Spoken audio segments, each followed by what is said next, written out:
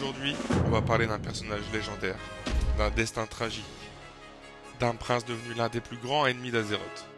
Voici l'histoire d'Arthas, le roi Lich. Arthas était le fils du roi Térénas Ménéthil II, héritier du trône de Lordaeron. Jeune paladin formé par Uther, le porteur de lumière. Il était censé incarner l'espoir. Mais cet espoir s'est transformé en cauchemar. Quand la peste des morts vivants s'abat sur le royaume, Arthas prend des décisions extrêmes et le point de non-retour. Stratol. Il ordonne le massacre de toute la ville. Innocents, malades, femmes et enfants. Pour lui, c'était ça ou voir tout le royaume tomber.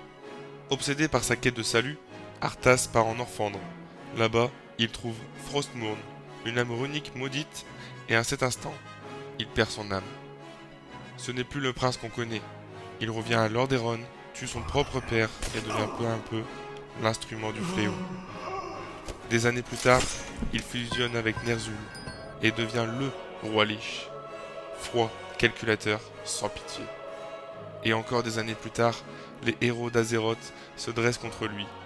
Icecrown Citadel, l'un des raids les plus mythiques du jeu. Et quand il tombe enfin, on découvre qu'au fond, il restait un homme. Arthas, c'est plus qu'un boss final, c'est l'histoire d'une chute, d'un héros devenu monstre.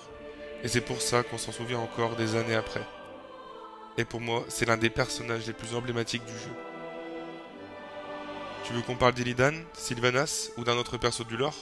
Mets-le en commentaire, abonne-toi si tu veux la suite de cette série dédiée à l'histoire du monde de Warcraft. Souviens-toi, notre lignée a toujours régné avec force et sagesse. Et je sais que tu feras preuve de retenue dans l'exercice de ton grand pouvoir.